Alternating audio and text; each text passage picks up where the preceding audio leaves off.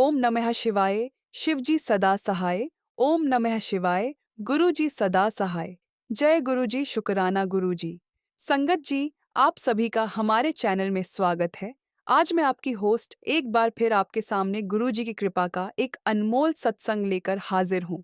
क्या आप कभी ऐसी परिस्थिति में फंसे हैं जहां आपके सिर पर कर्ज का भारी बोझ हो और हर तरफ से निराशा ही नजर आ रही हो? क्या आपको लगता है कि आपकी सारी कोशिशें बेकार जा रही हैं? आज का सत्संग ठीक इसी विषय पर है। ये एक ऐसी प्यारी संगत का सत्संग है जिन्होंने कर्ज के गहरे दलदल से निकलकर खुशियों से भरी जिंदगी पाई, और यह सब गुरु जी की असीम कृपा से संभव हुआ। यह सत्संग हमें सिखाता है कि गुरु जी हमेशा हमारे साथ होते हैं, हर पल हमें देख रहे होते हैं, बस हमें उन पर अटूट विश्वास रखना होता है।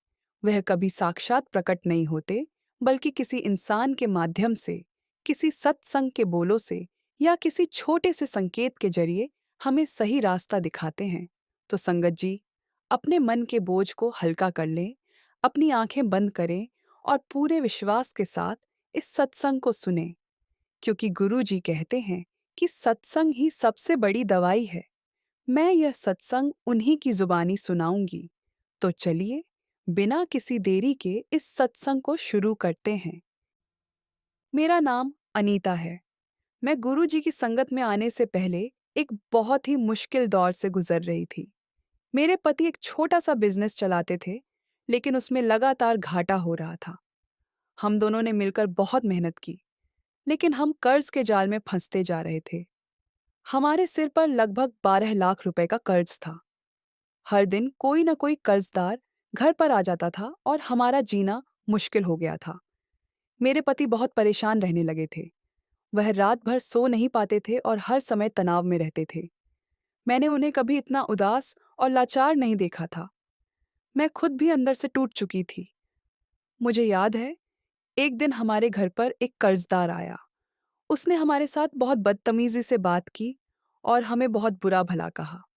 उसने कहा, अगर कल तक पैसे नहीं दिए तो मैं पुलिस में शिकायत कर दूंगा। उस दिन मेरे पति बहुत रोए।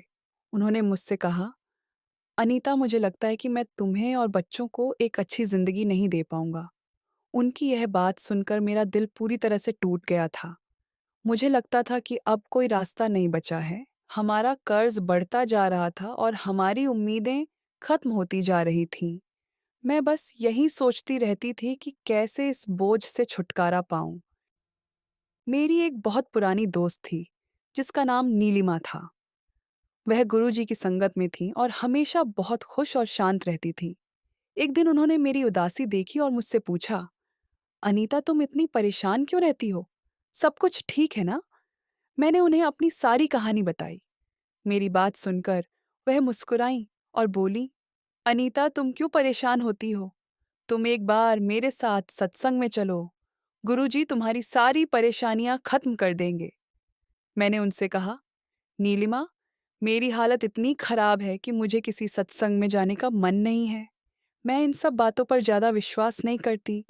लेकिन नीलिमा मुझे बार बार आग्रह करती रही। हर दिन वह मुझे सत्संग में जाने के लिए कहती थी। आखिरकार उनके आग्रह पर मैंने एक दिन उनके साथ सत्संग में जाने का फैसला कर ही लिया।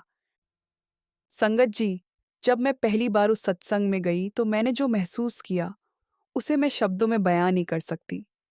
वहां का माहौल इतना शांत और पवित्र था कि मेरी आंखों में आंसू आ गए। ऐसा लगा जैसे मैं अपनी माँ की गोद में आ गई हूँ।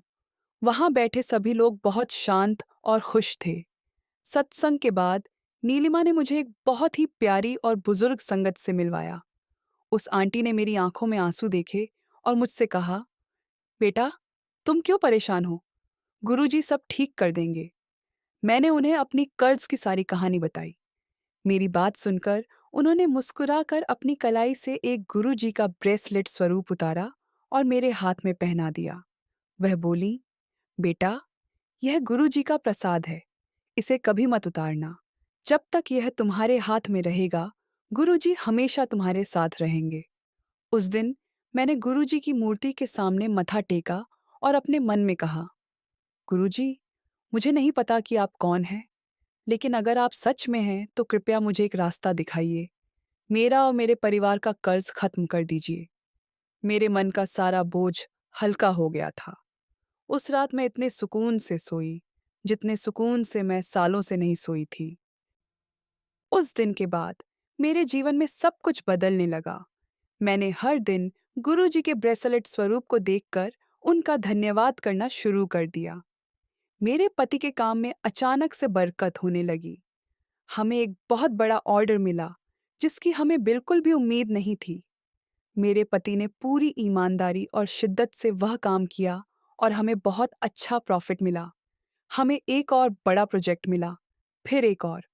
संगत जी, यकीन मानिए, गुरुजी की मेहर से हमारा काम इतना अच्छा चलने लगा कि 1 साल के अंदर अंदर हमारा 12 लाख रुपए का कर्ज पूरी तरह से खत्म हो गया। जिस कर्ज ने हमें रातों की नींद छीन ली थी, गुरुजी ने उसे 1 साल के भीतर खत्म कर दिया। यह सिर्फ और सिर्फ गुरुजी की कृपा थी। आज हम एक सुखी जीवन जी रहे हैं।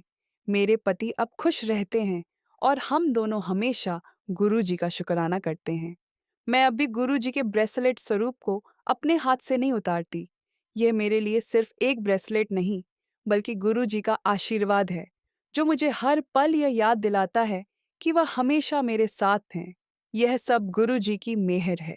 आज हम जहाँ हैं, वह सिर्फ और सिर्फ उनकी कृपा से है। मेरी आपसे यही प्रार्थना है कि आप भी गुरुजी पर विश्वास रखें। वह जरूरी नहीं कि साक्षात आकर हमारी मदद करें, उनका एक छोटा सा संकेत भी हमारी पूरी जिंदगी बदल सकता है। जय गुरुजी, शुक्राना गुरुजी। तो संगत जी, यह थी गुरुजी की एक और कृपा की कहानी। यह सत्संग हमें सिखाता है कि कभी भी हार न माने और अगर कोई समस्या आए तो सीधे गुरुजी की शरण में जाएं। गुरु जी की कृपा पाने के लिए सिर्फ सच्ची श्रद्धा और विश्वास ही काफी है। अगर आपको यह सत्संग सुनकर अच्छा लगा हो और आपको लगा हो कि यह किसी की मदद कर सकता है, तो प्लीज इस वीडियो को लाइक करें। इसे अपने परिवार और दोस्तों के साथ व्हाट्सएप ग्रुप्स में, फेसबुक पर और हर जगह शेयर करें, ताकि गुरु जी का यह मैसेज हर संगत तक पहुंच सके। और अगर आप पहली बार हमारे चैनल पर आए हैं, तो नीचे सब्सक्राइब बटन पर क्लिक करके बेल आइकॉन जरूर दबाएं, ताकि आप ऐसे ही और सत्संग और गुरु जी के मैसेज मिस न करें। अब मैं इस सत्संग को यहीं समाप्त करती हूँ। आप सभी पर गुरु जी की कृपा बनी रहे। जय गुरु जी, शुक्राना गुरु जी।